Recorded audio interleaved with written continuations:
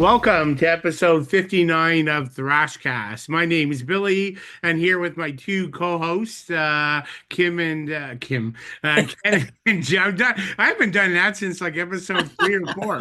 Combine No your names, worries. but I did it a couple times. So, Jim and Ken, how you guys doing tonight? We're all good. And you both answer so that you're proof that you're two different people. Yeah. That's right. So yeah, quick reminder for everybody, where can you find Thrashcast? Websites, www.horrormetalsounds.com, and of course on YouTube, Horror Metal Sounds at keng.2864. And we're on Rumble and Spotify as well for your listening pleasure. And of course, our plea to you, as it is every week, please subscribe to the YouTube channel and like our individual podcasts. We appreciate it. Helps the channel grow and helps contribute. I think we passed the 7K mark. So that's all very cool. In terms of our agenda today, we're going back to the Big Four. My personal favorite of the Big Four, whether it be German, I'm making sure that's a correct statement. Yeah, it's my favorite of the German or American Big Four. We're doing Slayer, and we've got this classic Yeah. Great album. from 1985. And playing off the 1985 as we do in the past, we're each going to pick an album from 1985 and do a little mini deep dive on it, as we always like to do. Yeah. So that'll be fun. And then, so before we jump into the Slayer and the Slayer album, let's start with news and what's spinning. How about Jim? You want to go first? Yeah, sure. Just a quick news item. Triumph is back. Oh, I saw that. They're not back, but hey, they're going to be playing on Saturday night's hockey game in Edmonton. Yep. I think they're doing 3 songs out in the parking lot. So obviously, I think Lay It on the Line will probably be one of them. It's one of the songs, yeah. Yeah, hockey night. Oh, you know the Canada's set list? staple. I don't know the other 2 songs, but I know, I think Lay It on the Line is used by Hockey Night in Canada. It is. Yeah, it was for the playoff. Yeah. So I would assume that one for sure. But it's who is it? It's Emmett and let me get the thing here I was looking at because the guy named Gil something or Gilmore. Gilmore. Yeah, and then Levine is not going to be there. He's not going to be he there, can't but they make have it. some more musicians stepping in. Okay. So you got Rick Emmett and Gilmore. I think Levine lives outside of Canada and outside the US, I think. So, it's only like a 3 song. I'm not sure. But anyways, that's kind of cool. And it's really kind of eating up the internet quite a bit because, hell yeah. I mean, I'm a Triumph fan. That was one of my, after Iron Maiden, I saw the Spellbound, Spellbound tour. Oh, yeah. That's it's good. With Helix. Is that Friday or Saturday? Because I thought it was tied to the hockey game, and the next games they play Friday but not Saturday. Oh, it could be Friday then. I could have my dates. Okay. And stuff. I know, all I heard it was before the hockey, the next Edmonton game, right before. So whatever day that is. Yeah, so Friday then. Okay. Yeah, it's every other day they play a game. Yeah. I think that's pretty cool, man. That's so cool. I wish we would have known that. It maybe would have been worth a road trip to Edmonton. Yeah. It'd be great to see the game, and then that's a bonus, and it's free. Yeah. Yeah. So Rick Emmett, Gilmore. So that'll be on Friday, June 6th. Okay. And that's going to be kind of cool. I mean, hey, Edmonton won the first game. I know we're all hoping for Edmonton, so this will be pretty cool. So I think that'll be pretty neat. So and then what am I spinning? Oh God. Well, I got all kinds of stuff. The first thing, I am totally in love with this band, Destroyer 666. Oh yeah, they're a good band. Holy cow! I'm buying all their back catalog. Oh wow! Is that a new album, Jim, or is that an old? This one here is their newest one, 2022. Okay. So it's called Never Surrender, man. This is one hell of an album. So it's pretty cool. And I love their graphics inside. That's pretty neat. And it's Thrash from Down Under. I got a couple more of their other ones going. But I figured something out, guys, and that is all the new. You know what? You can buy a lot of used stuff online on Amazon and that through used sellers. But the thing is, a lot of these newer albums, nobody's buying them on physical copies anymore and reselling them. So like it's all older stuff you can pick up for the deals. Like, there's never anything that's generally less than 5 years old. I was thinking about it and I was like, that's because only crazy people like us are buying all the physical merchandise and we're not selling it. So, So what else do I got? I picked up, I don't think I showed this one, but I can't remember. Immolation. Oh, yeah. Cool. Acts of God. So that was their most recent album. I really, really like it. Getting into these guys a little more, picking up more of their stuff. And anyways, some pretty good stuff there. And then today I got it's kind of a re-release type deal. Fate's Warning, live at the Dynamo. So this was a live show that was recorded, I think it was in May 30th. Yeah, I can't remember the date on it, but anyways, it's got a pretty cool set list.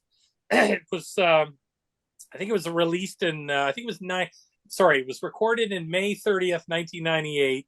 And then Metal Blade released this in 2000. And I think it was part of a Record Store Day type deal. I could be mistaken with albums, just with vinyl. You're right. So I think you're right. They brought this out on CD, which is kind of cool. Of course, my case all came in cracked, so I hate that when that happens. But anyways, just got it like about an hour ago, which is kind of neat. So can't wait to get into that. But that's all I've got, guys. Cool. And speaking of Triumph, I'm looking forward to, like, tomorrow comes out that 2LP tribute album. I pre-ordered a copy. Yeah. I'm hoping Amazon delivers it tomorrow. Cool. Yeah, that's going to be great. I'm looking forward to that. Yeah, me too. Yeah. Should be cool. I love Triumph. Ken, over to you. All right. So I don't really have any news this week. But I did some CD buying on the weekend. So nice. First thing I bought was the brand new Dark Throne. Well, brand new, came out in 2024. This isn't bad. I'm not a huge black metal fan per se, but I like the modern era of Dark Throne because they're not really they're not really black metal. They're more like old school, like I don't know, old kind of greasy kind of like Black Sabbath. There's a little bit of Motorhead. They've got an old school feel, a bit of Celtic Frost. I like this album. I was reading a lot of reviews online, and it's very divisive. Some people like it, some people don't. The last 5 or 6 albums from this band have been kind of like going towards old school rock metal, 70s kind of like greasy rock and stuff. I kind of like it. This one's not bad. There's a bit of there's actually a really good kind of Black Sabbath and Celtic Frost vibe. So I dig it. I don't mind it. And then I went to a place called Sonic Boom. It's in my neck of the woods here in Toronto. And so I picked up this UCD, a thrash band from France called Zoldier Noirs. So it's interesting. It's got a very kind of black thrash, a little bit of Celtic Frost vibes to it. It's not too bad. I don't know them. It was the first time I heard about this band, so I picked it up. I kind of like the cover. This came out in 2014. They only have like 3 albums, so I might see if I can track down the other 2. But that's not too bad. And then I picked up another sort of, I guess it's black metal. The band's called Ruins. This is sort of like a Celtic Frost vibe. Now, I'm kind of getting into a Celtic Frost vibe, and I don't want to give away next week's show. But I was just going to say, is that a driver of something? Yeah, hint. But I actually like this. It's not like it's black metal, but there's a mix of everything to it, so it's not too bad. I'm not I don't mind black metal. I like some of it. I'm not a purist when it comes to this stuff, but my biggest issue with black metal is that I don't like the droning style of black metal. I just something about that. Like I like it in pieces, but I think that's why I like the new Dark Throne, because they don't really go to that kind of that droning style all the way through it. It's got that old school feel to it. So I dig it for that reason. But yeah, that's what I picked up last weekend. Cool. We haven't seen Um, you show some stuff for a while I on know, spinning, so I that's know, because cool. I spend more of my time buying comic books. I There have you to go. admit that that's what I end up doing. So I don't do enough CD shopping. But I was telling a friend on the weekend that there's hardly anywhere to go to. Well, I think I was mentioning this to you, Jim. There's not a lot of places to buy CDs anymore. Yeah, Toronto's not the great city it used to be for like CD buying. There's right. only really like three or four places I can think of, and Deja Vu Discs is one of them. But even those locations are like dwindling now. There's only like three left. There used to be like six or seven. But yeah, it's getting harder and harder to find to go to find used CDs or even new CDs. You can't even go anywhere anymore. But oh well, it is what it is. What can you do? But that's what I have for this week. All right, we're all light on news this week. I don't Yeah, I really didn't have. not much going on. I mean, maybe the only thing I'll mention, because I think correct me if I'm wrong, Ken, you would know this, but the release date for Gruesome is tomorrow, right? Yes, tomorrow. I mean, that thing is Thrall was who did the heavy metallurgy did a review of it this morning and played song by song. Uh, Yeah.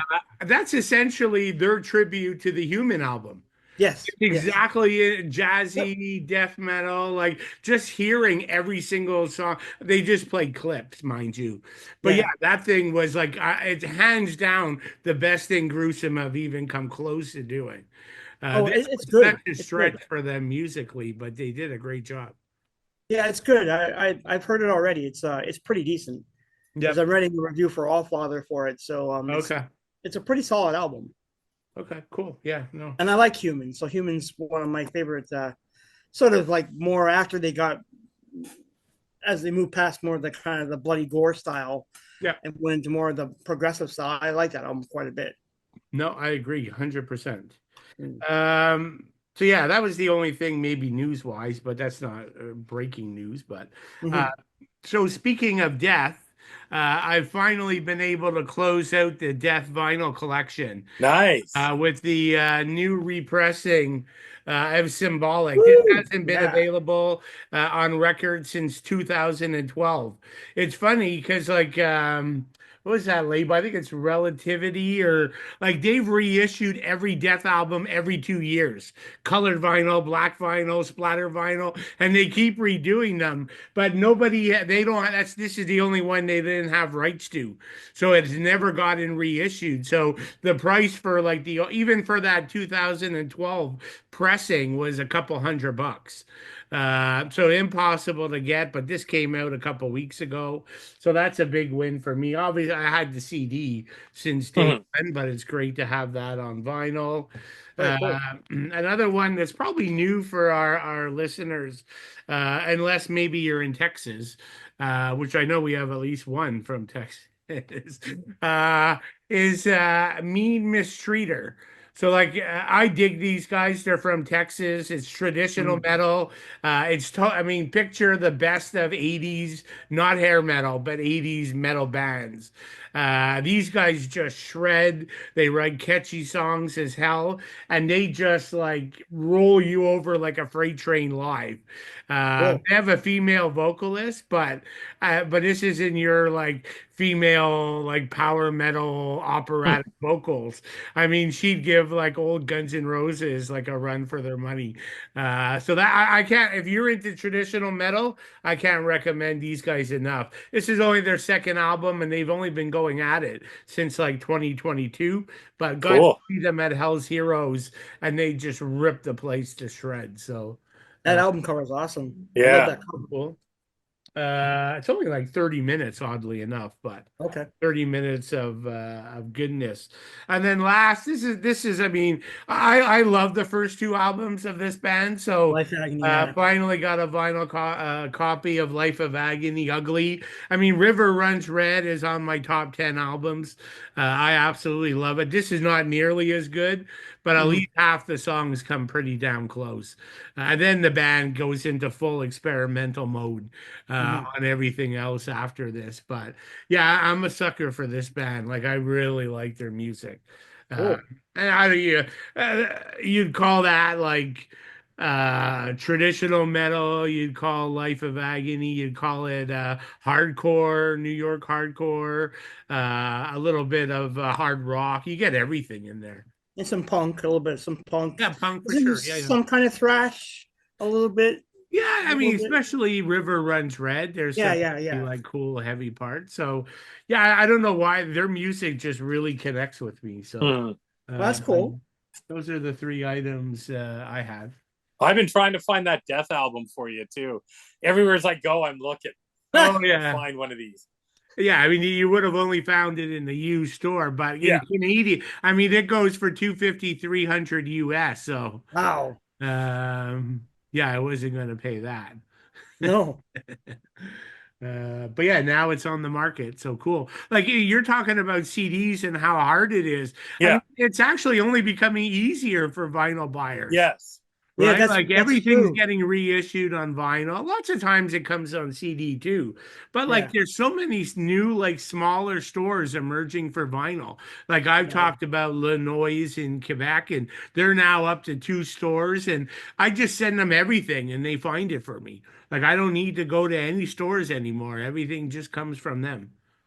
Well, if you think about it, I think in Toronto, I think there are way more vinyl shops than there is like places where they sell CDs. Oh That's just yeah, a yeah, fact. fair enough. But practically none focus on metal. Yeah. No, no, okay, yeah, true. But I'm just Like saying the in Montreal general, ones are right? like as much metal as they are anything else. Right. Yeah. But I hear you though. You're right. And like the only chain store that's left, I think, is Sunrise Records or whatever. And I mean, they have a Sunrise sucks, small dude. little like. If you don't get there on release day and get the one copy, you're kind of screwed. I forgot to Sunrise mention, is Jim, when I was in Newfoundland a couple weeks ago, I found their store in the mall. Oh, Yeah. cool. And I went in, like the middle section wasn't terrible. No, It's no. not great, but it wasn't terrible. Like Yeah. it probably had 3 or 4 rows of like vinyl like things, but the prices were crazy. Oh, It yeah. Yeah. felt like they charged $10 more or $15 more than everybody else. Yeah, Yeah, I could believe that. the owner of that shop or the owner of like is very like yeah, everything is up in price because he now owns the guy owns Toys R Us, he owns HMV, and he owns Sunrise, and Mm. all those places are bloody expensive for everything. Nothing is cheap, Mm.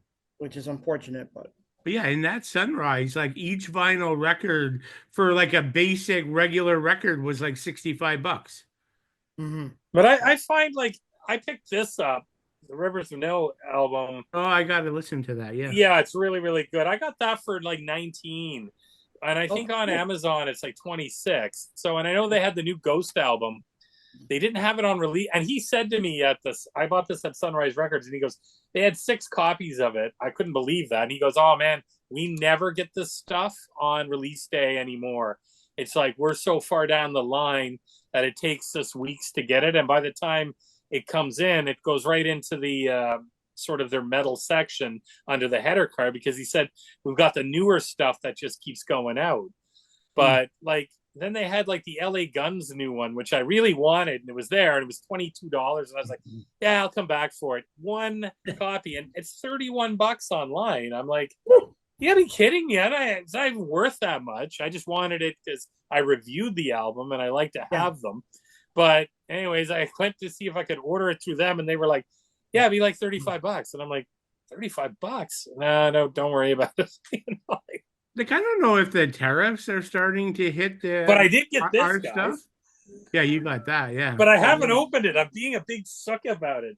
I gotta open it. Come on, Jim, open it. I know. Open it, Jim. Open it right now. We're gonna take a break to watch I you. gotta use a special tool. No, I'm kidding. An unboxing, Jim. A whole unboxing, Jim. I know. I mean, Rush doesn't exactly fit in with Slayer, but no. hell, I love both bands, so it's okay. Yeah, exactly. All right, cool. So yeah, I mean, everybody knows Slayer. I mean, obviously the band formed in California, the early '80s. I'm going to speak to the one lineup, the true lineup. Yeah. the legendary guitar duo of Kerry King and Jeff Hanneman, Tom Araya, of course, on vocals and bass, and the real Slayer drummer, Yeah. Dave Lombardo, drummer extraordinaire. So basically, the band released 12 albums, 83 to 2015.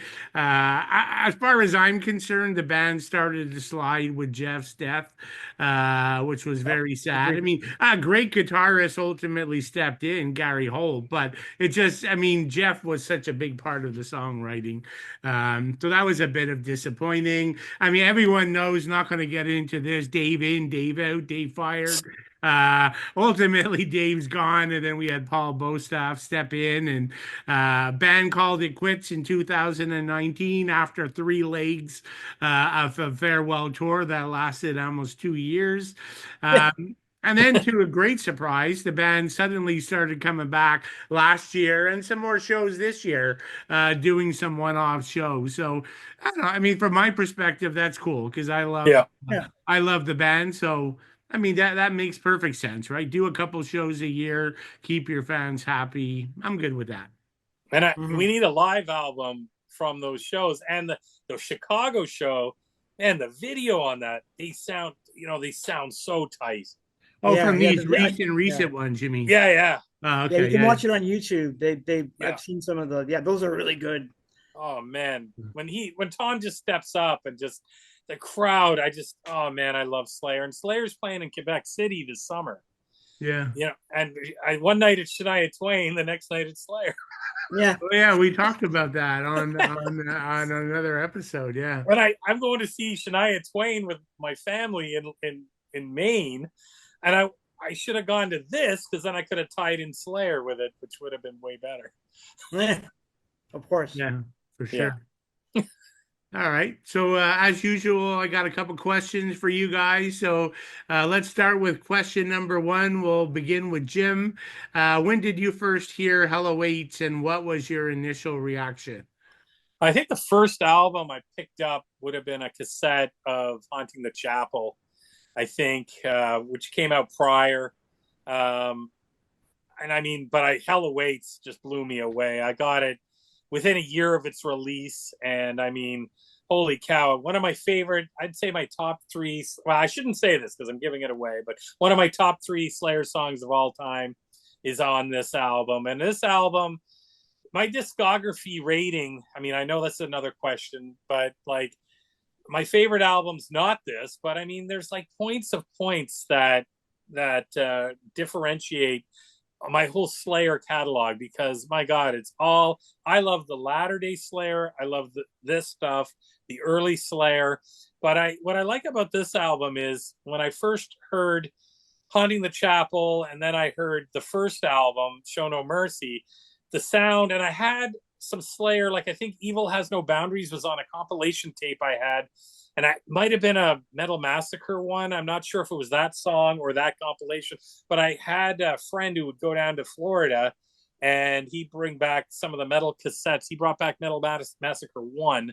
I know that's where I heard some of the, like the Metallica, I think it was Jump in the Fire for one of the first times. Anyways, whatever, he would bring it back, and it was on a compilation there. So that was pretty cool. But I mean, just the production differences between the first album to Hell Awaits, and as it just keeps going, I mean, it's pretty phenomenal in that end. So but it is one of my all-time favorite.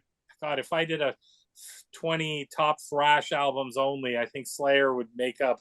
There'd be like 5 albums in the first, I don't know, 10 or whatever. How old were you, Jim? Do you remember roughly? I'm not sure. I might have been about, I might have been 14, I think, maybe. Yeah. And I picked it. I got Haunting the Chapel at Woolco, same place where I got Ride the Lightning. I got it in a bin. It was in a clearance bin. Yeah. And it had that melted line on it, which that's funny. Signifies that they're getting rid of them or whatever. And they had a pile of them. I got that, and I got one from a German band called Tyrant at the same time. I know them. Yeah. The guy with the sword. And I just bought it everybody talked about it. I know this is another question Billy's going to bring up, but everybody talked about how satanic. So that's what drew me right to Haunting the Chapel, and then I just started going from there. Cool. Ken? Yeah, see, I'm the opposite, guys. My introduction to Slayer is Rain and Blood. So when you get that album right away and you're really into it, oh yeah, listening to the first two, it's just not the same. Well, for me, I don't know. It's different for everybody. But I mean, I like Hell Awaits and I don't mind Show No Mercy, but when Rain and Blood came out, that album was just blew me away. But going back in more recent years and listening to the first two albums is fine. I like them both. They're both pretty decent. You know that Hell Awaits, it's the start of where they're going, so you can start to hear. Yeah. It's funny when we're talking about the album tonight. I noticed there's several songs where you can start to hear Rain and Blood in Hell Awaits. You know they're going in that direction, so it's like somewhat of a transition. It's a transition to some degree, but it's great. It's all the songs are good, but yeah, unfortunately for me, my initial reaction I can't say was Hell Awaits. It's Rain and Blood, but you know what though, Ken, that's a good point. That's a great point, because I think there's some songs on here that even remind me of my favorite album, which is South of Heaven. So you can see that morphing, because the first album was, I mean, the production on it was pretty raw, but great album, but still pretty raw. Well, Hell Awaits is still pretty raw too, to some degree. I mean, it's not perfect, but I mean, so it's hard for me to say, like, my initial reaction will always be Rain and Blood, because when I first heard that thing just blew me away. I'd never heard music like that before. I was like, what the hell? But then you go back, you want to hear their previous albums, you pick up Hell Awaits, you pick up Show No Mercy, and I like those albums. Those albums are good. Don't get me wrong. I think Slayer is one of my favorite thrash bands too. But yeah, it's just hard for me to say to you that this album blew me away, because it didn't when I was already at the pinnacle with Rain and Blood. But that's just where I come from. Yeah, no, I mean, well, I won't argue that, because I think Slayer, Rain and Blood is no other Slayer album will even come close to it. But that's just me. I know some of you guys like Show No Mercy, not Show No Mercy, South of Heaven. South of Heaven, I like that album as too. much or more, but so I'm not going to argue that point. And yeah, I think it's a good point. It makes a difference where you heard it. Like I remember hearing this, like a friend lending me this record, and it was before Rain of Blood, and I, like Jimmy, I would have been like still like an early teen. Yeah. And I just, the whole like evil concept. Yeah. Like I didn't have Venom at that time. I guess you could have, because Venom I forget when Venom came out, but it was probably before that. Early 80s, Earlier. Yeah. So if anything, maybe this is like a bit of a copy or a rip on Venom. I don't know. But not musically, but like the theme. So, but yeah, I just remember hearing that intro, like to the side one, and and at like 14 or something, it's like, wow, this is crazy. Yeah. This is without a doubt the only album in my collection. Like everything else at that time was like Stay Hungry, like Quiet Riot, Helix. Shout out the Devil. Right? Like, yeah, Motley Crue. Like, this was just, but then when stuff like this came out, like you guys, we all dove into the thrash and the death and the faster. And exactly. Yeah. So, yeah, but yeah, that's a good point. It depends on when you come into the picture. Join us. Yeah, exactly. And do you guys remember, is like maybe I'm completely crazy or mixing up albums? Was there something that if you play that intro backwards? Yes. Join us. So how does that go again? I forget. If you play it backwards, the repeated phrase of "join us" is just in the intro, right? Yes. That intro to Hell Awaits. Yeah, and it sounds like kind of a evil. We'll talk about it, but it kind of sounds like an evil voice, but you can tell there's a backwards. Well, I think there is a backwards message. Yeah. But I was too chicken shit to take my cassettes apart. Those things were $10 each back then. Well, yeah, it's not chicken shit. It's just that was your allowance probably for a couple weeks, right? You're not. I wouldn't risk it either. All right, cool. So this is a bit of a spin, I guess, on favorite song. But if you were introducing someone to this Slayer on this album, what track would you tell them to listen to? Ken, we'll start with you this time. It would be Necrophiliac for me. Yeah, that's a good one. I love that song. That to me is like, it's that song is the closest thing to Rain and Blood. I mean, I could see that song almost being on Rain and Blood because of the subject matter and the lyrics, and it's pretty dark. I mean, the other song I would say maybe Kill Again is pretty good too. But Necrophiliac is the one song that I think which could be on Rain and Blood. It's got enough vibe and enough like darkness to it to be on there. But that's the song I would pick. Yeah, no, I would agree with the Rain and Blood vibe for sure. Yeah. Ken, I mean Jim, what would you pick? Oh, I'd go with track 3, At Dawn They Sleep. That's Okay. one of my favorite Slayer songs. I love kill, kill, kill. And I love the visuals you get when you put headphones, you put some nice headphones on and listen to that song. And holy shit, man, it's like they're talking about vampire themes. Yeah. And it's like from every vampire movie ever. And I think that's so cool. But I mean, the one Ken picked is I mean, there's not any track on this album, but At Dawn They Sleep would be more accessible to the person who kind of wants to just jump into the Satan pool a little bit, maybe dip the toe in. So that's kind of a good way to kind of transition yourself into, and then boom, necrophilia. Yeah. I'm with you, Jim. I love that song, and it's probably one of my favorite live Slayer songs. Yeah, it's really good, and even when they do Hell Awaits, I really like live. Yeah, that's a good one. Because it almost is like 2 levels faster when it's played in concert than it is on album. But yeah, I'm with you guys. Like it would be either a song that you picked or it would be the title track. Yeah. Because that was sort of the image they were trying to vibe on the album, I guess. But okay, cool. And this one I'm a big believer in. So Dave Lombardo, like in my opinion, really leveled up his drumming here, like in a big way. So Jim, we'll start with you. What are your thoughts of his drum performance here? On the first album, the musicianship was a little bit more basic. Still, I love Show No Mercy, don't get me wrong, but I think probably the production put especially the drums and the bass a little bit more in the back burner. It's more front and center, and it's just, oh man, especially if you listen to even I think they've done remastered version of this. It sounds actually really, really good. But even the original version's really good for the time it came out. And I find you've got the bass on it on some songs. On the first album, you can't even really hear it. And then the drums, I mean, holy cow, it is just front and center. And every song on this album could be considered a drum track, as I usually call it, because it's just so, and he's so, I don't know if his abilities even got that much. He just seemed like it just was a total night and day shift from the first album to this album. Yeah, I almost feel like the rest of the band is trying to keep up with Dave. Yeah, that's a good point. On this album, right? Like, I mean, obviously Kerry and Jim are great. Kerry and geez, I'm having a mind blank. Kerry and who am I forgetting? Jeff. Oh, Jeff. Sorry, it's a long day at work today. So it was basically from like 7 till like 7, so I'm a bit off. But yeah, I mean, they're obviously great, but it really is Dave fueling this album, and just like Rain and Blood, almost the best segments of my favorite songs are Dave.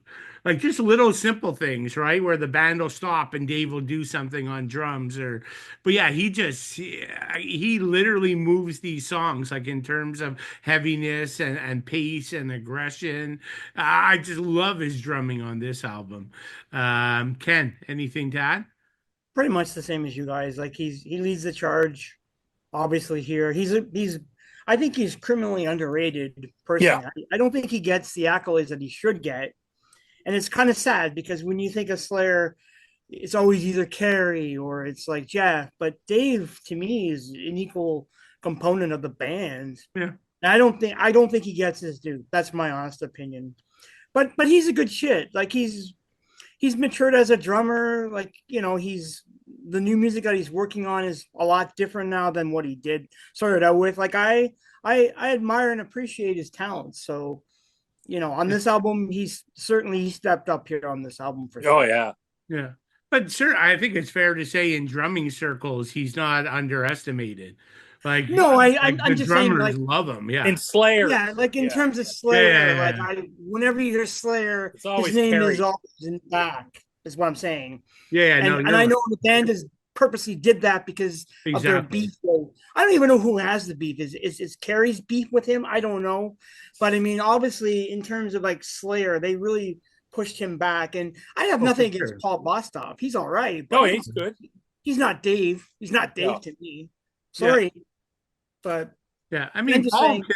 Paul can play Dave's parts, Yeah, of but course he's he can. never going to write those parts from No. scratch like Dave did. Yeah, that's right. And I'm just saying, like, I mean, I'm sure in the drumming community he is well respected for sure. But I'm just Yeah. saying, if No, you're a you're right. Slayer fan, I think they purposely really pushed his Yeah, for sure. cachet back a lot. That's all I'm saying. Yeah, I know. It was always Tom or Carrie that was in the limelight, probably even more than Jeff. And I think Carrie's had some really nasty, well, not nasty, but whenever he's like he said, like Dave's dead to me kind of thing, which is kind of stupid. Like, dude, grow up. I don't know. I just find it stupid. Even now, like they're still doing reunion shows and he's slamming Tom. Yeah. Like saying he's not, he's this, he's that, he's not great. What's the purpose of all that? It's like maybe it's just promotion. I don't know. I'm not a Kerry King fan, Me so neither. personally, I'm a huge Carrie. I know love you Carrie are, King, and Jim, I but love I'm his. just saying the talent in the band was Jeff. Jeff is the talent for me, but in my But opinion, Jim, you're a fan of Carrie, like I love his as a ego, person man. or of his music? Both. I think he's Really? yeah. I'm a huge Dave Mustaine No. fan. What the heck? So I like the bad guy. He's like the villain, and I love that. I don't like him bagging on his bandmates though, because like, but I love it when he talks shit about Metallica. It's funny, but I gotta admit, he pisses me off when he shits on Tom and and Dave, because I mean, like, give me a break. This was Slayer's key lineup. These albums not only shaped my youth and your guys' youth, but this was the shaping the movement of thrash metal. I mean, it changed it. Yeah. Yeah, you're right. Embrace it. And I mean, Kerry King's a great writer as well, too. I mean, he wrote a lot of these songs or co-wrote a lot of these songs, but I like kind of his ego a bit. He's kind of got those, I love those chains, and man, it's just so cool. He's like, but I mean, I can definitely see where you guys are coming from, and he gets a lot of flack for it because he opens his mouth. But like Dave Mustaine, who's now kind of running around and going after Metallica again. Everybody's trashing him. I think he's kind of funny. I'm a huge fan. Sure, but after a while, Jim, you sound pathetic. It's like, give it up, man. Move on with life. Negativity is what holds you back, and he's gotta, like, Kerry has got a good thing going on right now. He's got Slayer to fall back on. He's got all the old Slayer tunes, which, I mean, anybody will pay to go see Kerry King play them, because even though it's not Slayer, let's go see, we know the songs. And then his new music's pretty good. I mean, everybody says, oh, it's like Slayer. Yeah, it's going to sound like Slayer. And that's a good thing. The only problem is it sounds like modern Slayer and not. Yeah. Well, I love modern Sorry, Jim. So Jimmy, do you wear those chains when you go to concerts? Oh, they wouldn't let me in, but I would love to. Mine all rusted. Cool. So Jim alluded to this one earlier, but Slayer discography ranking, mine's crystal clear in my head. It's been crystal clear for like 15 years or 20 years. I could give my top rankings. But so where does Hell Await sit for you guys? Ken, we'll start with you. Well, I mean, obviously for me, I'm always going to go Rain and Blood and South of Heaven first. Those two, and even Seasons. I like all three of those albums. Yeah, Seasons good. So it would kind of fall after that. I would say I'd put Hell Awaits for me. I don't know, the '90s. Then I know, Jim, you love the '90s period. I don't. It's a mixed bag all the way through, and maybe when they got into 2000s, went back to the style, but I think Hell Awaits is a better album than half the shit they put out like in the 2000s and forward, or even in the mid to late 90s. I didn't think was not exceptional. It was good, but not like that. So Hell Awaits would be like fourth for me if I had a ranking. I'd have it as number 4. Okay, cool. Mine's Rain and Blood 1, Hell Awaits 2, and South of Heaven 3. Okay. Without a doubt. Jim? Oh man, South of Heaven for me is my number 1, and I mean you've got Behind the Crooked Cross. You know, I love the Mandatory Suicide. My God, Spill the Blood, Ghosts of War, and I even love the fact they have and remember that album is only I think 19 seconds longer than this album, so they're pretty much exactly the same length and time. The only I like the Dissident Aggressor Judas Priest cover. I think that's one of my. Oh, yeah. I think when we Yeah. picked our top covers, I think that was my number 1. I love it, but I'd have to say Hell Awaits is my second, and Rain and Blood's my third, and it would be a point of a point. Like, but I'm a huge Latter Day. I love Diabolus and Musica. I love Christ Illusions, probably in my top 5. I love that album. Oh, I like love World it, Painted man, and Blood. I love the cover art and like. Yeah. God Hates Us All. Oh Yeah, man, I like World Painted Blood. I like that album. that's a good album. I love the videos in for World Painted Blood, or no, maybe it was Repentless. It was Repentless, where they had the double videos, where the video was in a prison riot, and that's Repentless. Yeah, holy shit! And they did the song one, and then it kind of went over to the other song. I thought that was genius. I think they're just so cool, but I love the satanic motif. I mean, I have an original copy of God Hates Us All, and then I went back and got the one with the Bible with all the nails in it, and I love it because it just when I was a kid, it friggin' scared me, and I think it was like yeah, and I had to go. So, Jim, not to interrupt you, but I'm going to let you keep going under the next question because you're answering it. So, obviously, this album, sort of the themes are like hell and Satan and the occult.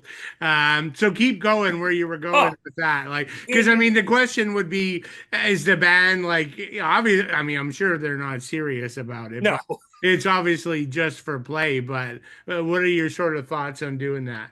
Well, I mean, Kerry King said in an interview, God hates us all. Come on, God doesn't hate. We did this to freak everybody out. And he goes, and the original album art with the Bible, he said, looked like what did he call it? A fifth grader's science project of trying to make it look mocked satanic. It. He kind of mocked it, actually. Yeah. Because he knew it's stupid. When I was a kid, that Haunting the Chapel, everybody, if you had that in your cassette player and you had the cover, I mean, teachers were pissed off at you. Your friends were like, oh man, your parents let you have that. And I mean, I didn't go around showing them, but my parents didn't really care about all that stuff. And, but I love, holy cow, yeah. And then to make it even better was the whole scariness. It kind of tied in with like the whole 2020, you know, the news program with Barbara Walters, where we did Satanism in America, you know, like, and it showed like, and then people, obviously, there's all kinds of, you know, with Judas Priest, there was a double suicide murder. And then with Slayer, there's been a couple of issues that they try to tie in and blame it on the band, as much as that's all tragic and whatnot. But that's the kind of background that, oh, you listen to Slayer, you're going to hell. And I wanted that just to kind of see what it was all about. And I think it tied into even like, to some degree, I never played it, but the whole Dungeons and Dragons, they tried to scare you in North America that you could get like brainwashed. There was that movie I think Tom Hanks was in. It was like a TV movie. Mazes and Monsters. Yeah, where he lost reality and he just thought he ended up going to an institution and he always thought he was on a quest. I seen that movie. Yeah, that's what Slayer was for me. And I mean, just you get little clips on, like, you hardly get anything on Much Music like really cool, but you get a little clip like from a Slayer show and you'd see all the fans and you'd be like, that's what I want to do, that's where I want to go, that's what I want to be. And I'm still like that. I mean, holy shit, I get goosebumps talking about Slayer because it was the bad, if you listen to Slayer, and you never saw shirts because in Nova Scotia, nobody sold Slayer shirts. Nobody had, you'd have to send away for them. And a lot of the albums you had to kind of order as well. Unless you got them like it was funny because I got Haunting the Chapel at Woolco, which was like a kind of an old school Canadian Walmart back in the day. And they had a big pile of them. They must have bought for like, I don't know, a couple of bucks, but kids were forking out back then $11.99 for a little EP. And it was just because, holy shit, this is Slayer. And that's all it was. It's crazy. So Jim, couldn't you have bought those T-shirts at all those Slayer shows that came to Halifax? I've seen Slayer twice in Halifax, but they ladder. did? Okay. I was giving you a cheap shot there. The 30-year or 25-year anniversary of Seasons. I think it was 25. Cool. Yeah, they co-headlined with Megadeth, who did their big album. Essentially, that's Jeff's last tour. Yeah. And then I got to see them on the World Painted Blood tour. Okay. And where did they play? Like a club out there? No. Like they played, it was, I think they sold about 7,500. But remember, wow. One time I saw them with Testament, Megadeth, and Slayer. And Megadeth and Slayer co-headlined. Slayer went on first, Megadeth played second, I think, and then they were switching it up as they went along, and they were doing the Rust in Peace, so they did their sets in full-on analog, and it was so memorable. Holy shit. And they did the whole album for Seasons. And then I saw them on it was either World Painted Blood or Repentless, I can't remember, and it was them, Suicide Silence, and it was supposed to be Machine Head, and but Machine Head canceled, and I got Testament again. So I think that's cool. Repentless, Jim. Yeah, Repentless. I think that was in the Repentless tour, the last one we did. Yeah. Oh, okay, cool. And did they come with the farewell tour? No. Okay. No, they didn't do that, but they did, and I'd say the stadium here for a concert can hold up to, I think, 8,900. So it was. The whole lower bowl and a lot of the upper bowl, it was probably a good 6,000 to 7,000 people at each show. That's cool. Yeah, it was crazy. A big lineup too, though, right? Like, Slayer could have did that on their own, maybe. Yeah. Oh, interesting. Okay, cool. And so, Ken, anything else on the theme, or maybe even another question for you after you do that? I mean, would Slayer have been as successful if the music was exactly the same, but the lyrics weren't sort of Satan-like? I know for me, I would have bought the album either way because I don't listen to lyrics. But as somebody who listens to lyrics, I'd love to hear your thoughts. Yeah, I would have bought it too. I mean, obviously for a thrash band, they played into that whole thing, which is great. But this is funny because in the 80s, mid 80s, they were the subject of like this mass murder in Ohio. Mm-hmm. These kids were a bunch of, I don't know, reprobates or whatever. They murdered this, I think it's a girl or a guy, I can't remember. And Slayer was central. That was the thing they were listening to.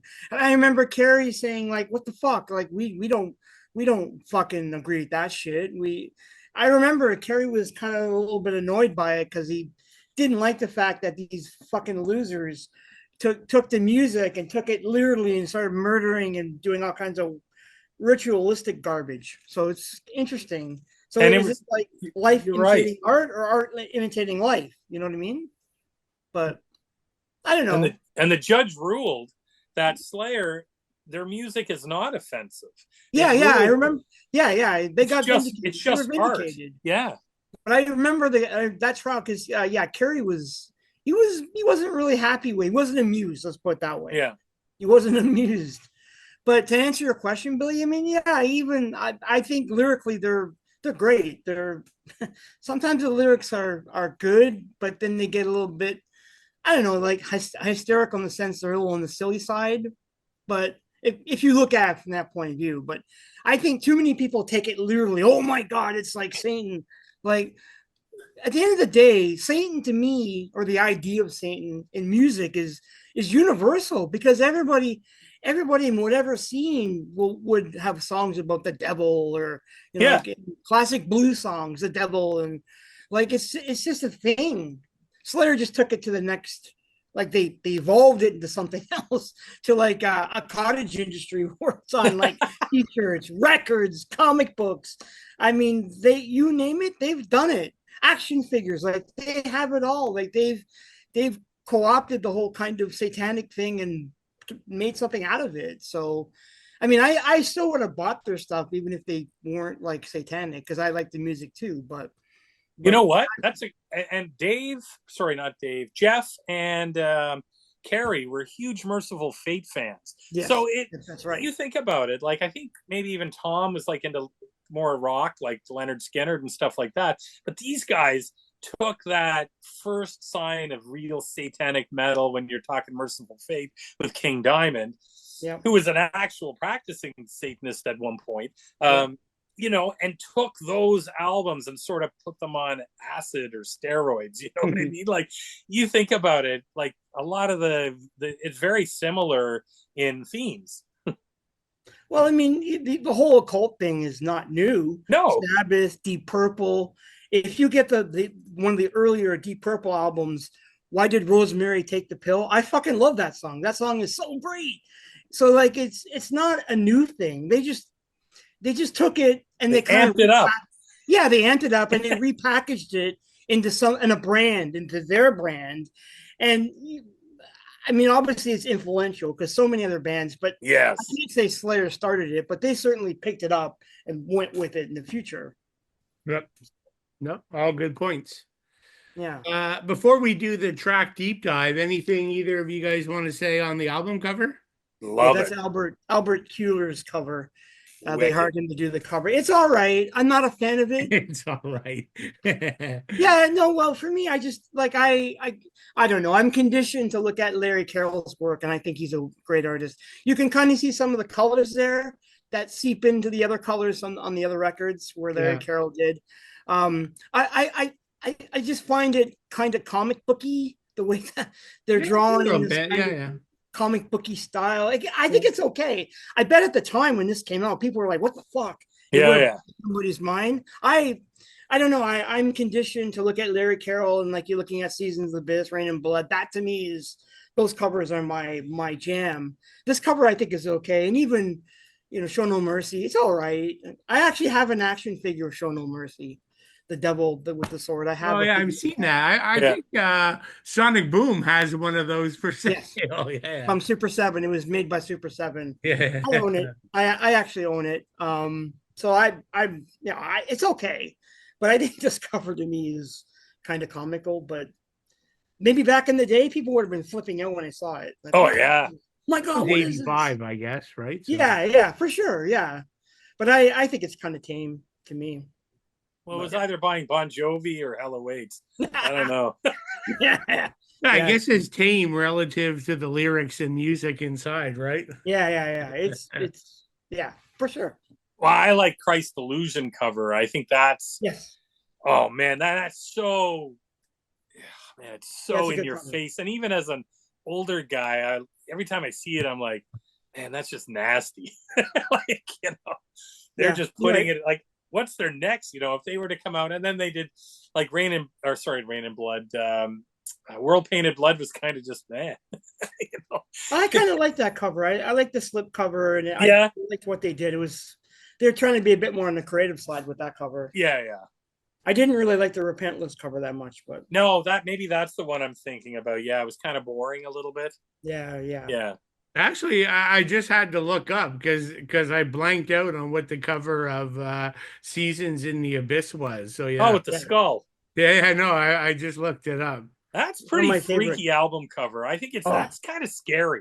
Yeah, I love that cover. That cover is one of my favorites. I haven't played this album in a long time, so I totally forgot. Oh, I love that album. It's one of my favorites. Skeletons of Society. Yeah. Dead Skin Mask, one of my favorite songs. I hate that song. It's like my most hated Slayer song. I love that song. I just find it creepy. Singles drive me nuts. Yeah. But I find that song creepy with like Mr. King. Yeah. I just love all that creepy shit. Oh yeah, no, you would like the I like it for that reason. It's like they take and they make his voice go super high when you know he's getting killed. Yeah. But I still think that the opening track there, War Ensemble, of Oh that. yeah, that's a good song. Yeah. Yeah, like I mean, I like the album a lot, but there's just like 2 or 3 songs I'm not a big fan of. Do you think that's like a commercial album for them, Billy? Yeah, there's their Black album for me. I don't know Is if I it? call it black. I just think it's a little too like again, I love half this like something like War Ensembles as heavy and crazy as anything they did. But you look at the video for Those songs are a Seasons. little more groove metal-y, like I find. You think so? Okay.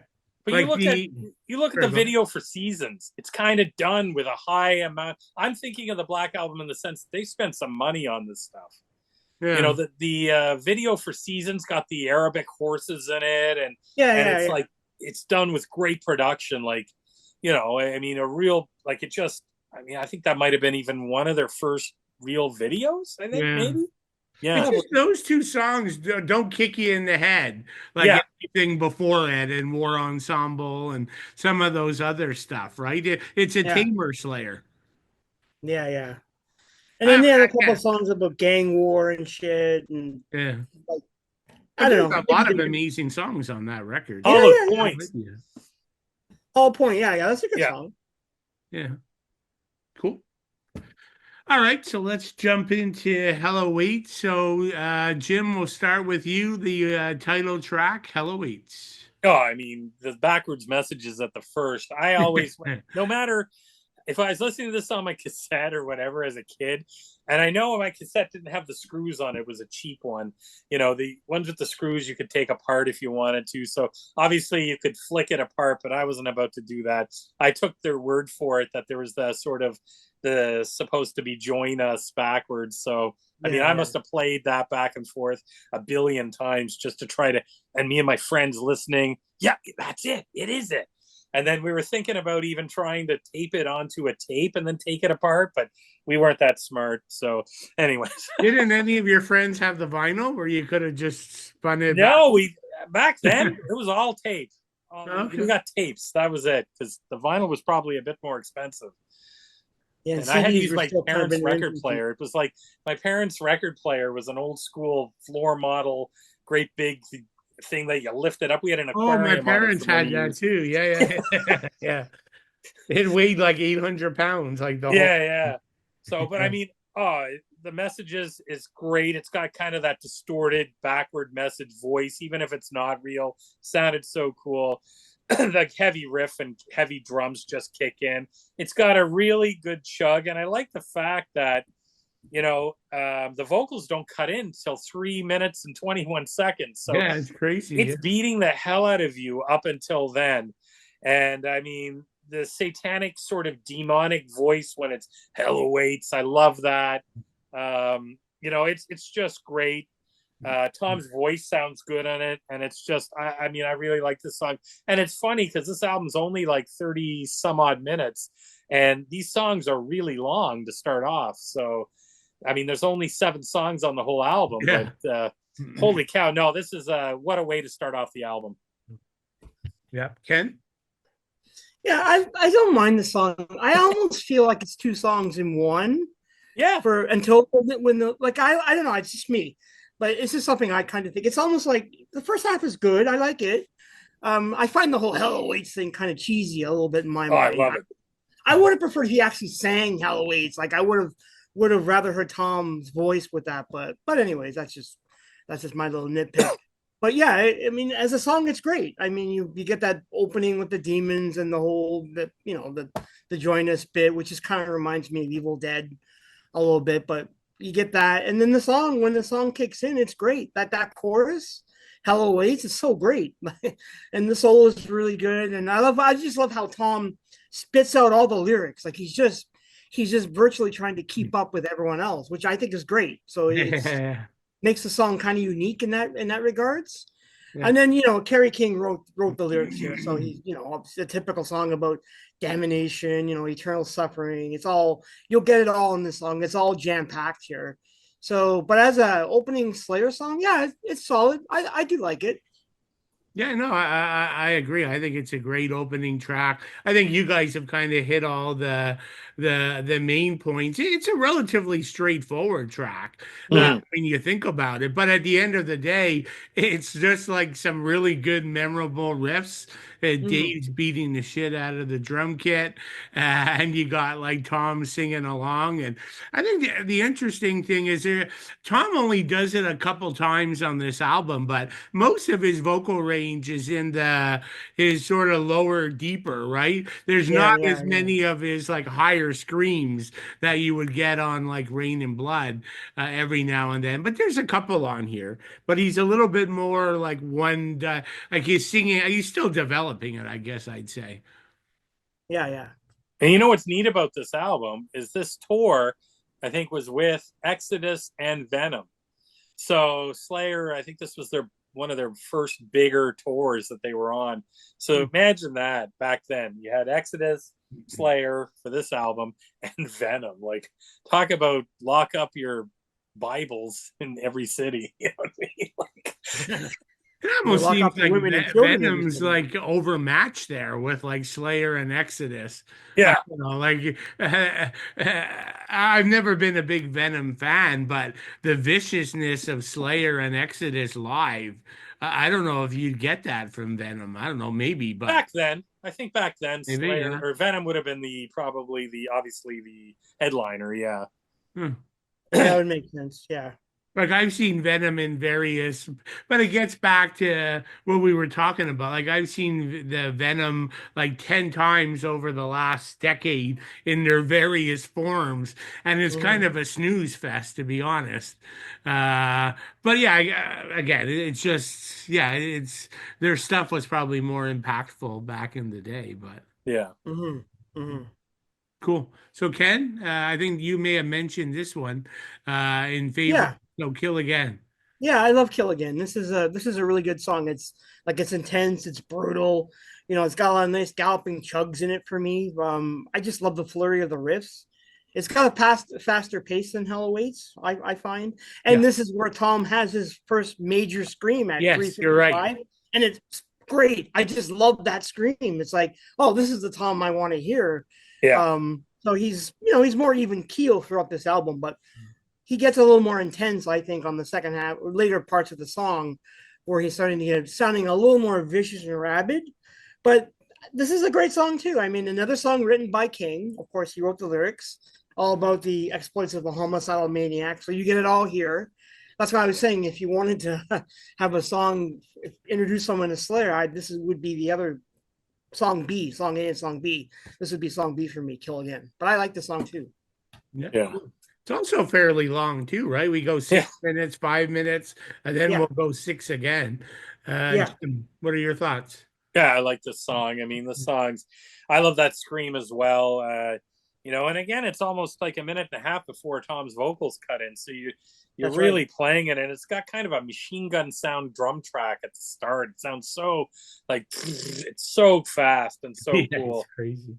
And I mean, the guitar solos at 309. So, and they're both playing off each other. I think that's really, really cool. It's just, this is just such a good Slayer track. I love it. Yeah, no, I agree with you guys. Everything, yeah, those lead trade-offs like are just Yeah. classic Carrie and Jeff. And Yeah. then that scream at 4 minutes by Tom is pretty cool. That's great. Yeah, I think Ken, you mentioned it. Great chorus. And yeah, Dave is just ripping it up there. So it's cool. Yeah. And the whole song just sounds like evil. The riffs are evil. Tom singing sounds evil. It's just really cool stuff. Okay, so I didn't. This just worked out this way, Jim. You're going to You got start your on favorite your song, favorite bud. track. Oh Don't yeah. Stay Sleep. Favorite song on the album.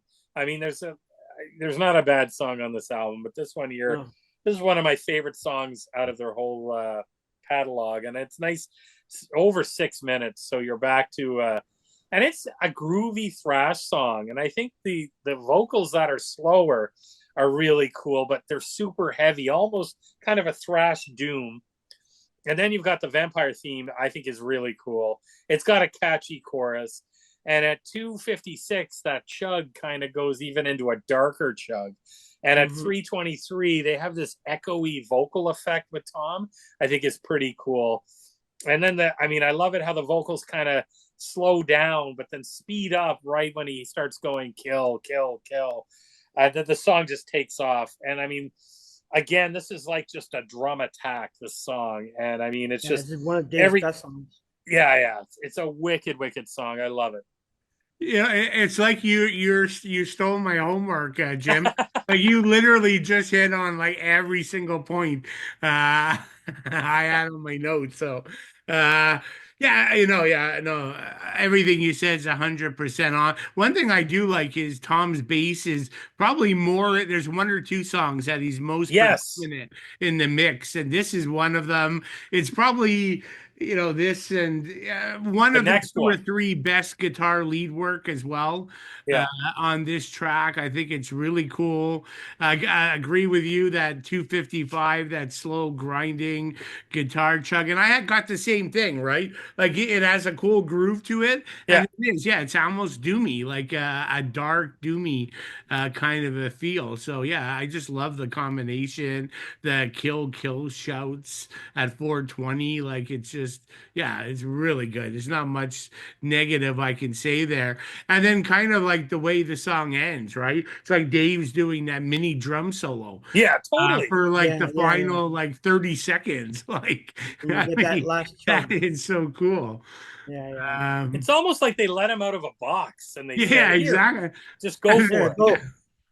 Yeah, because there's a couple songs where he either starts or ends Yeah. with like a little drum solo, right? So that's cool. Ken, what are your thoughts? I bet you like it too.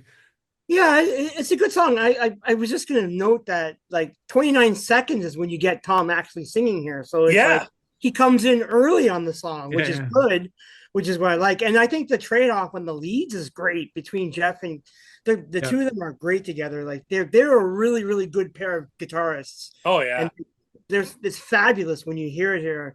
And everything what you said, Billy, and what you said, Jim, is ditto for me. Like it's great. And that final little moment with with the drum at the end and the bit of that final chug. Oof, what a way to cap off a really good song.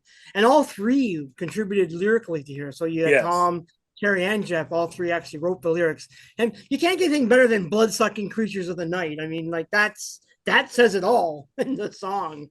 But yeah, I like the song too. It's kind of clever. It reminds me of it reminds me of a couple early I think this would have came before, but there's a couple of vampire movies that came out in the mid '80s. This kind of reminds me of like Yeah. Near Dark, like the movie Near Dark, which is I know that the movie came out later, but for some reason when I hear the song, I think of that movie because it's about vampires like being vampires, and so you get that here. But yeah, this is a clever song for them because they don't really go to the vampire theme. It's always like demons and possession and shit like that. So I kind of think I see why you like it, Jim, because it's probably one of the more unique songs that they've written. Yeah. But yeah, it's a good song. Yeah. I don't know. I mean, I guess for me, it's either one or two on the album. So I'm kind of with you, Jim, in terms of right up there. But okay, so we'll stick with you, Ken. Track number 4, Praise of Death.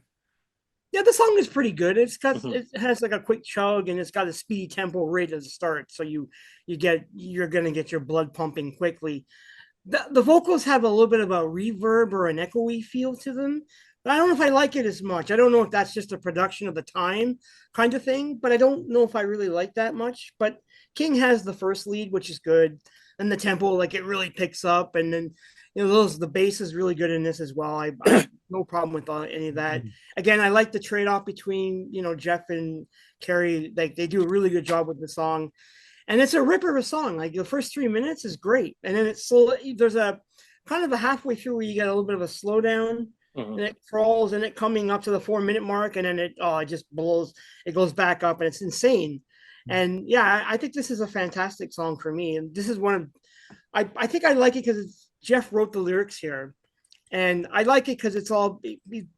I always thought that Jeff was the better lyricist, in my opinion. That's just my opinion, but I always liked the way when he wrote lyrics because he's talking about the idea of death and how we're all gonna die. So it's more somewhat on the existential side, which is why I like the song. So the song has a bit more maturity here than the first three in my mind.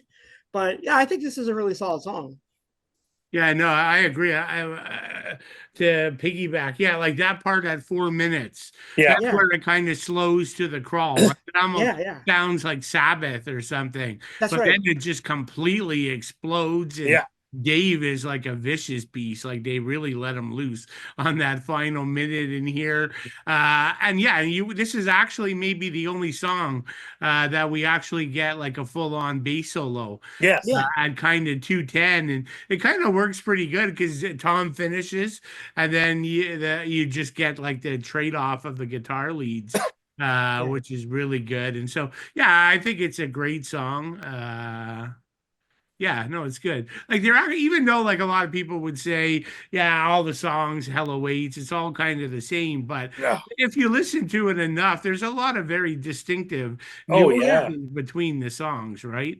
You can yeah. maybe say that about Rain and Blood more. Like they're a little bit more similar uh, Yeah, in terms of the style, but here there's a lot of little twists and turns that they don't get credit enough for, I think. that's right. Yeah, Yeah, Jim? Yeah, I mean, you guys said it all. I think this is the most underrated song on the album. I think Dave, I think he makes these, like, it just makes the song pop. I mean, at 4, when it kind of goes into that haunting guitar slide where it slows down, and then at 4:20, the drums just cut in where it just fills right to the end of the song. I mean, that just, way different than the first album. So the first album, you didn't have that. So this is where I think they've gotten a lot smarter in their writing, especially their music writing as well. And they just, it's just better all the way around on that side. But I mean, yeah, that cool bass riff that breaks into a cool bass solo or kind of a Mhm. bass line, it's really, really noticeable on this. Yeah, I think this is a great song and kind of sad.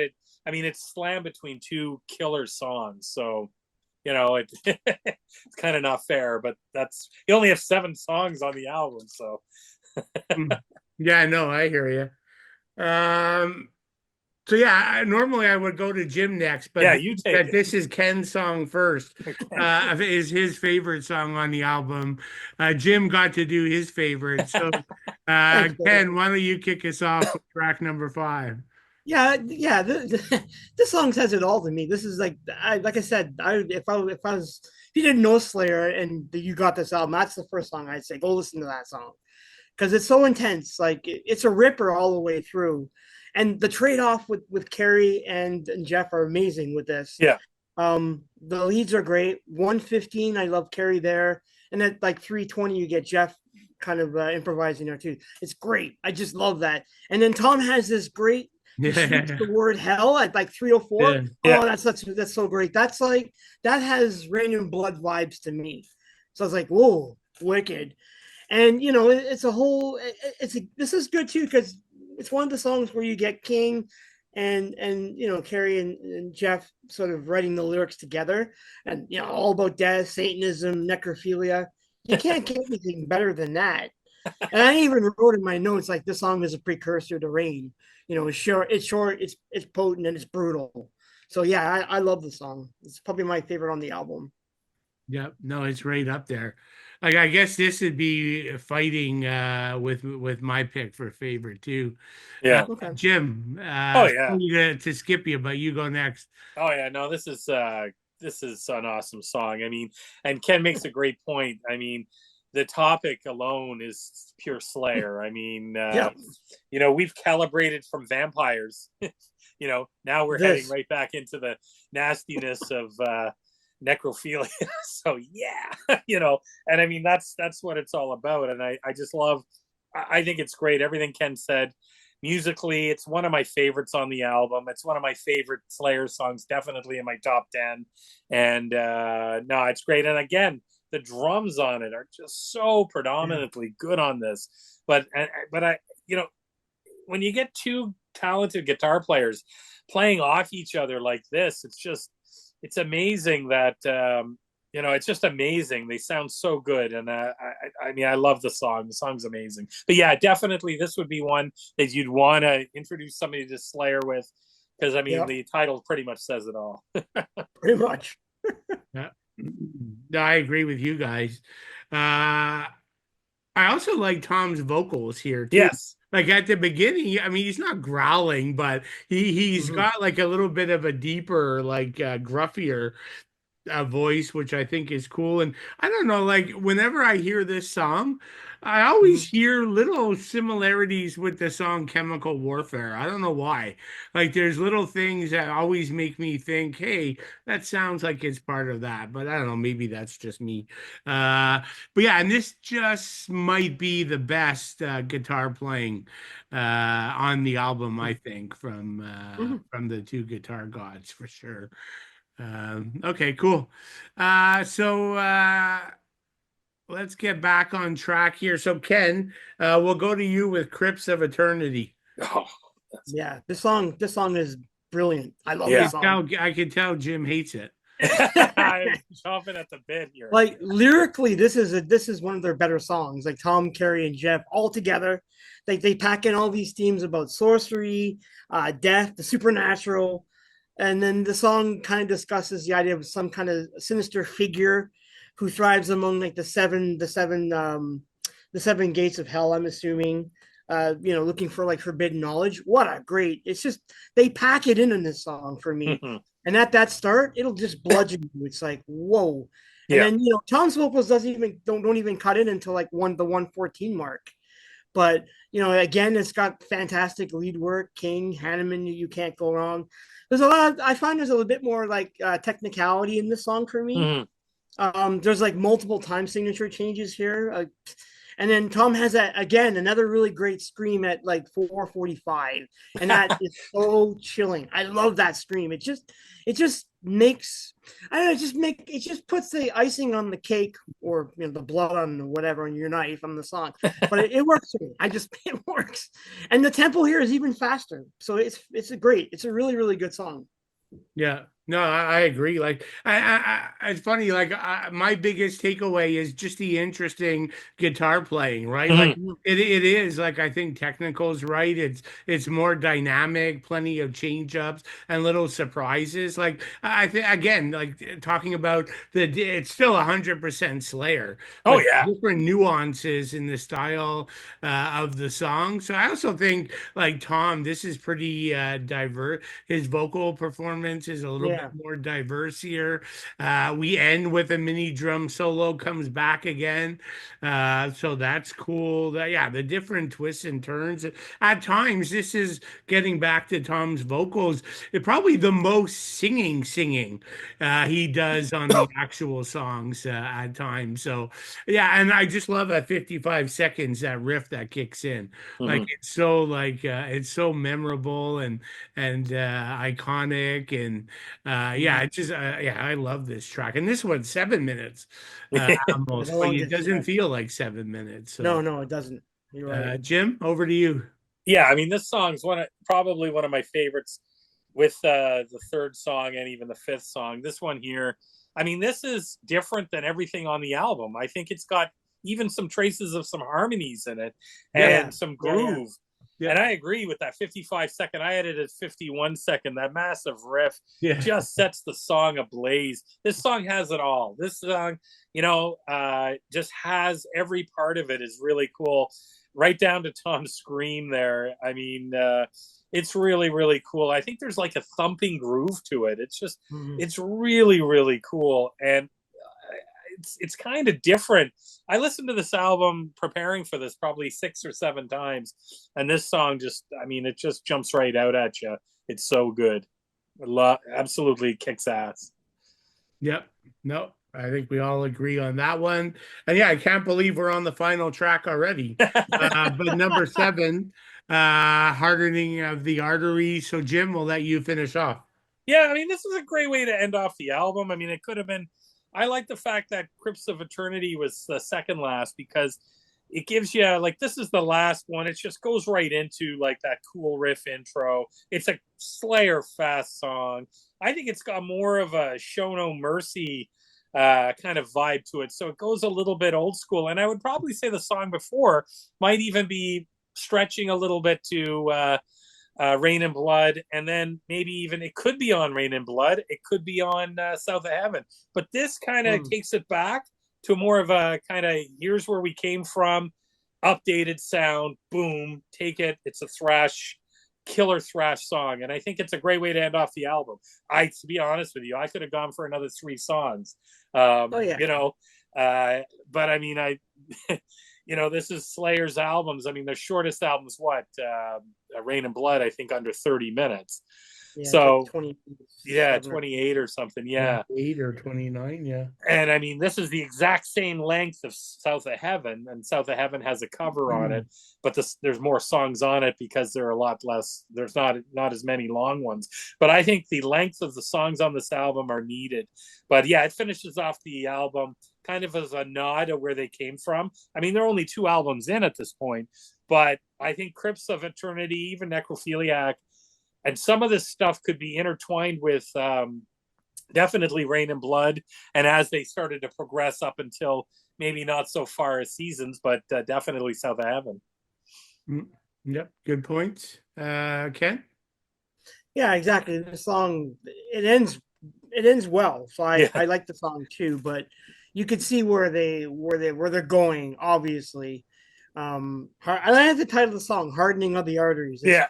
Like we're going into Carcass territory with like the medical kind of references, but they did this before Carcass, so but I like it. And it's great. Hanneman wrote the song, he wrote the lyrics, so it's dark, it's got a lot of dark themes. Although it's not really funny enough, the song isn't about your arteries hardening. It's weird. No. It's more about the idea of how the world is consumed by fear and hatred and how it's going to lead to the destruction of the planet. So it's kind of the title of the song is a bit misleading, but who cares? I mean, either way, I hear that title and I'm like, oh, this is going to be great. And it is. They live up to their reputation, and the song ends well. I have no problem with the way that the album ends with this song. Yep. No, completely agree. I mean, this was maybe, again, a little bit more straightforward, especially coming off the previous track, but that's okay. It's the final song. Yeah. It's great. It's Slayer. It's a bit of a look into the future, as you guys said. Don't really have much more to add. You guys nailed that one. Yep. Okay. So that wraps up the album. So what did you guys say? I didn't notice the vinyl never puts the runtime on it. So what is this? 30. Oh, I had it here. It's like. Hold on. 30, I had it here. It's over 30. Yeah. It's not 40 minutes though. No. Yeah, I think it's like 32, 33 minutes, I think. Oh, okay. That's short. Okay. 34. Somewhere around there. 37. 37. Okay. 37:11, and I think South of Heaven was 36:51. Okay. So right around, they're about 8 minutes longer than 8 to 9, 10 minutes longer than Rain and Blood. Yeah. All right. Cool. So that was a fun trip down memory lane. Oh man, great band, really. Yeah. So yeah, speaking of memory lane, then 1985, we're each going to pick one album, and I don't know if you guys mentioned it in our chat, but I don't remember, so I have no idea what you guys are going to pick. I always like to go through the album list and try to figure out what you guys are going to pick, but the last couple of times I've been wrong, so okay. I'm not even going to say anything. Want to guess mine, Billy? You might know. Guess mine. Well, I have for each of you guys, I could come down to 2 or 3, I think, but I'm going to let you guys reveal. Mine's out in left field, but I've got 2 because I wanted to pick a thrash one, but then I picked my all-time favorite. Oh, did you cheat, Jim? Yeah, can I go first? I got one album. All right, well, since Jim's going to take twice the time, we'll let him. No. I'm kidding. So I picked as my thrash album. I mean, obviously this is on there. There's so many great albums, but I picked one we've already done a show on, which I did, which was Evil Invaders by Razor. So that's cool. Yeah. So that was my thrash pick. But my favorite album, and I had to pick this, and you guys are going to laugh at me, but I don't care, is Saxon, Innocence is No Excuse. No, that's a good album. I love this album. This album was their 7th album. Yeah. The band trying to break into the North American market, decided to go full on hair metal-y kind of glam. Is that the one, Jim, with the girl eating? Yeah, eating the apple. Yeah, that was pretty controversial. Yeah, yeah, at the time. Yeah. But I mean, I think I'd love it. It broke. I remember when I was a kid, so I was only 14 when this came out, and they had a big display of the girl with the apple. It's probably why I liked it to begin with. But all my buddies, we were at the record store, and I was like asking this older guy, "Hey man, what's this band like?" And then he's like, "Oh yeah, you got to get it." Probably just trying to sell it to me, but we were all buying like Motley Crue and whatever, and all that Iron Maiden and stuff. And I bought this, and everybody was like, "Oh man, they're old." What do you know? Back then, they're old. They're old now, but so am I. But I bought this, and I remember, like, I mean, Rock and Roll Gypsy, Call of the Wild, just so many Broken Heroes. The ballad is wicked. And I don't even remember seeing any videos, but I think on this tour, they went on tour with Motley Crue. And they did Canada, I think, but they never obviously came to Halifax. But oh man, just a wicked album. The albums that I've got, the sleeve has got them all kind of foofed with their hair, and they kind of left their denim and leather a little bit behind. And I don't know what it is, but I have a lot of people are like, and the next album, Rock the Nations, which I think was the last album possibly on EMI, because EMI brought them in. They were going to be like, okay, this is how you guys got to do it in North America. I mean, the album did okay, but I don't think it was definitely not what they thought it was going to be, like what they were going to do. So, and then I don't know about you, but there's a song on it called Everybody Up from the 1985 Italian horror film. Yep. Demoni. Yep. I know the song. Yeah. So that was on there. It's just a really good. I really like it. I mean, the previous album, Crusaders, my favorite Saxon album, kind of all time, that I really like. That is purely Saxon, but I love that. I have such a soft spot for this album. Just a sec, Jim. Sorry, I didn't interrupt for 1 sec. But isn't Crusader the album that they broke in really with in North America? Yeah, I would say that one. This one, they wanted to kind of really get in there. I think they wanted to do a lot of touring, and they kind of looked more like Whitesnakey, kind of like later Whitesnake. Yeah, I think they were trying to the MTV stuff. You know what I mean? I prefer Crusader, but yeah. So it back on the streets, and it kind of they say it's kind of they're saying it was a bit of a misstep for them, but I mean the next album, Rock the Nations, wasn't that great, and I think that's when it might have been even the album after that, Solid Rock. I think they got off the record label, but it just didn't work out the way they thought it would. I think they probably to some degree alienated some of their old school fans, especially from their first bunch of albums that were pretty hardcore traditional metal and even hard rock, to this where it was a little bit more kind of fancy. But I mean, I really liked it. It was my first Saxon album I got, and then I went back and got Crusader and Denim and Leather and all them eventually. But no, none of my friends, they were all like, man, these guys are old. And I'm like, they're old? Geez. And this was back then when they were probably in their late 20s, early 30s. Yeah, I was just going to say that's not they're old. Still going. Oh, yeah. And I mean, they're and they still sound good. Yeah. Oh, yeah. Biff just, and I mean, one of my favorite drummers, Nigel Glockler, on this, and one of my favorite drummers all time. But yeah, these guys are great. And it's a little tongue in cheeky at times, but I kind of like that.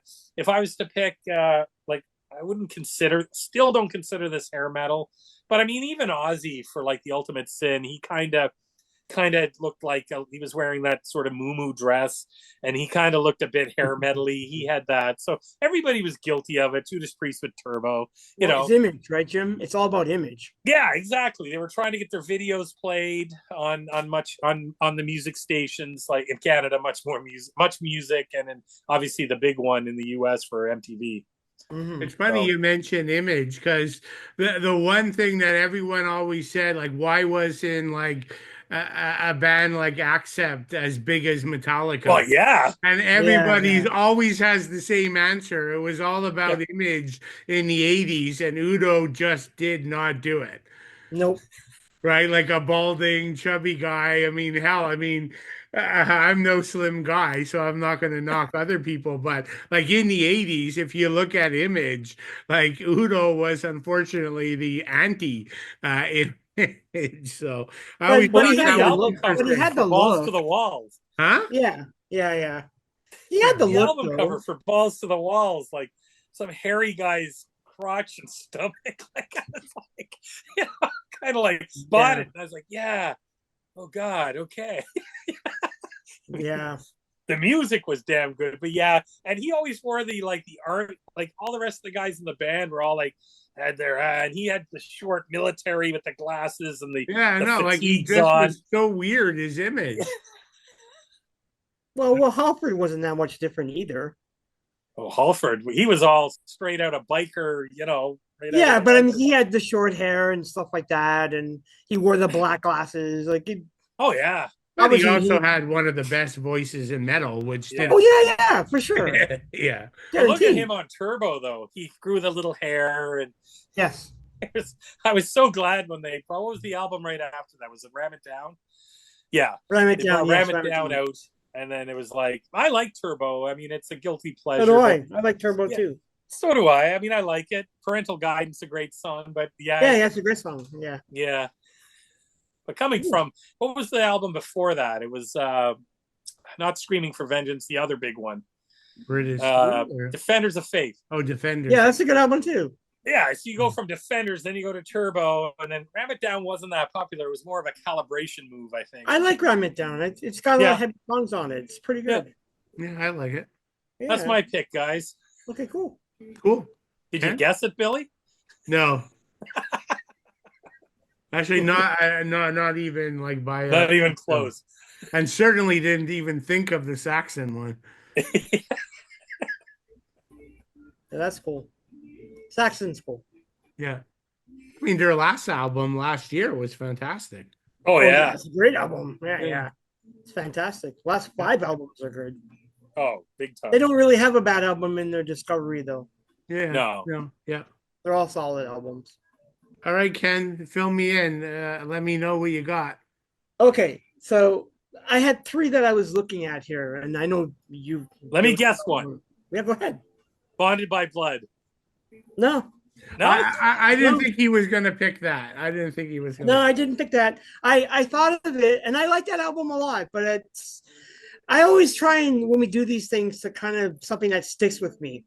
Like I don't know, it resonates with me a lot more, and so I've obviously decided to pick Anthrax and Spraying of the Disease, and it sticks with me because it's the first true kind of Great Anthrax album. thrash album. Yeah, it's a great album, but it has the introduction of Joey, it has an introduction to Frankie. Their sound is on this. You can hear what the song like Madhouse. I love Madhouse. It's such a great song. I love the video. The video. Great. But that Madhouse, it's got a great chorus. I know they play it almost every concert. They play it live because it's a good a live song to play. It has some good stuff on it. Like it has ARI, which is like Adolescence in Red, and supposedly the story is that Scott took it's wordplay based on or derived from a Gershwin play, Raspity in Blue, which is interesting. So I love a lot of people may not know that. So I think that's kind of neat. And it has the first time they decided to cover a Stephen King song, which is Lone Justice, which is based on the Gunfighter, Stephen King's Gunfighter, Dark Tower trilogy, which is great. It's fantastic. And that cover, that album cover, that's what really got me. When I saw that album cover, I love it. It blew me away. I mean, it's airbrushed. It's all done with an airbrush style, so it's great. And supposedly that the 2 guys that worked on the cover also worked on Zeppelin's Physical Graffiti. Oh. So they did this cover too. And Charlie came up with the idea. So basically it was he wanted to have a man being investigated for like radiation levels, which it's kind of a theme in thrash metal.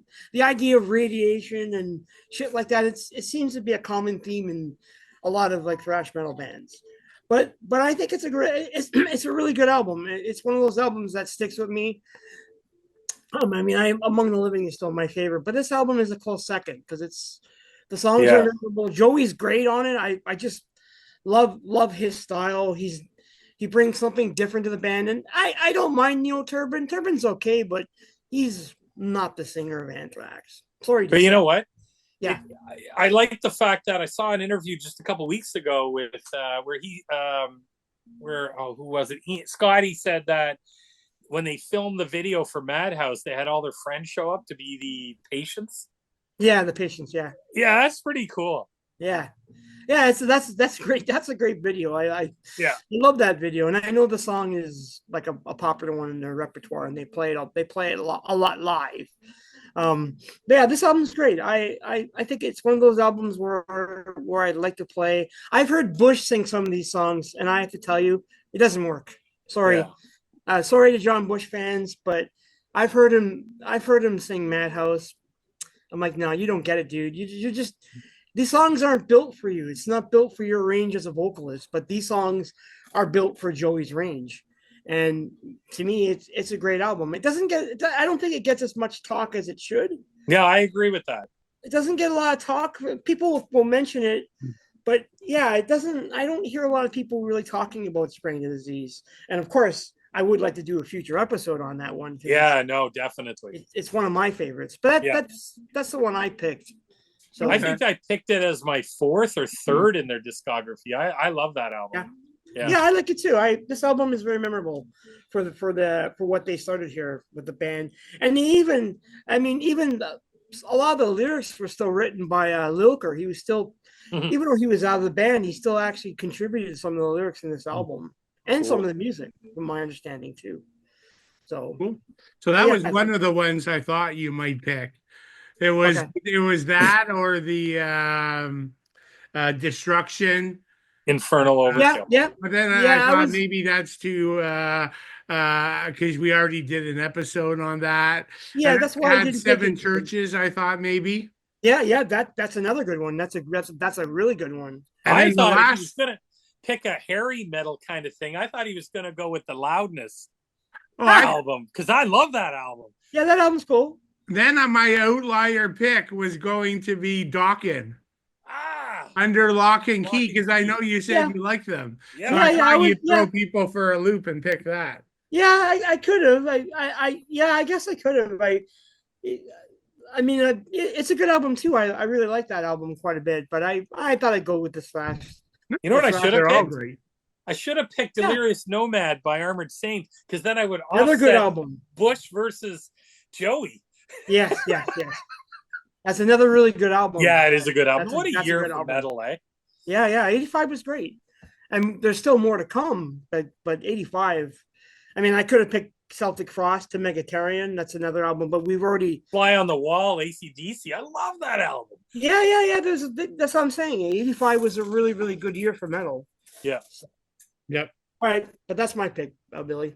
Okay, cool. Billy picked Fate's Warning, The Spectre Within. That's a great well, album. you actually know what I know. I picked, so I gave it away. But I didn't want to see doing the same thing, so I picked this little unknown album by a band nobody ever heard of.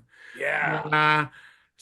Iron Maiden, Live After Death. So I mean, I picked this for many reasons, right? So it is in my opinion, the best album cover ever done. I mean, that's a personal thing. Like, I love this album cover. It's in my view probably the best live metal album ever done. Yes, I would agree with that. It perfectly captures a live, like what they sounded like at the time. Just so much energy in the recording.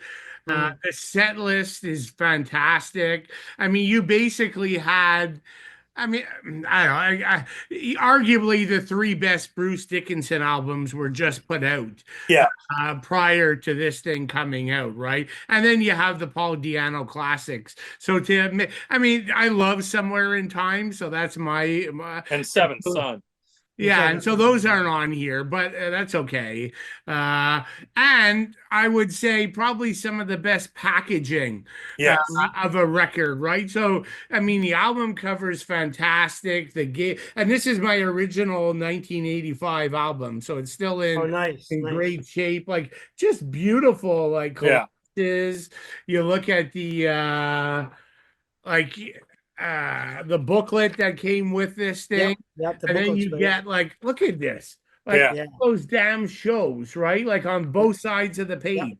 I mean, this tour was just crazy. The World Slavery Tour.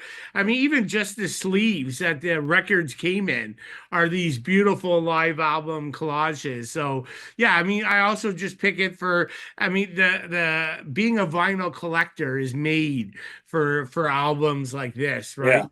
It's just like fantastic. And not to harp on it, but then they came out with their special edition Oh, yeah, I picture had that. discs. And so Yeah. I mean, I don't play them because I think picture discs sound like shit. But they're beautiful, right? Like you look Yeah. at the That's great. like the artwork on them, and they're just amazing, right? That Yeah. come in like yeah. Anyways, I can't speak highly enough about the quality of this stuff, but yeah, like I mean the track listing. I mean, so many of my favorites. Like I know Jim loves this. The Rhyme of the Oh, Ancient Mariner, Power Slave, Hallowed Be Thy Name, Number of the Beast, The Trooper, and even songs like 2 Minutes to Midnight and Aces High. It's before they were played to death like live, so it's still earlier, right? Yeah, and then there's like lots of good Paul Diano era stuff. So yeah, I think that's great. And then lastly, just like Bruce Dickinson is in such amazing form. yeah. Like, I mean, I still get goose pimples when I listen to him holding that note in Hallowed Be Thy Name Yeah. on this thing, right? It's just incredible. So, yeah, that's kind of my pick. Like, Ken, did you have something Yes, or Oh, I have the nice. action figure. I can't see that. What? It's coming up. He's coming up through the grave. Oh, Yeah, oh, the album cover done in an action figure. That's cool. oh, okay. Yeah, How one come of I my can't see favorites. his head though? Where's his head? It's I guess because it's you can I'll lift it up if you can see it there, but it's Oh, like there he is. Yeah.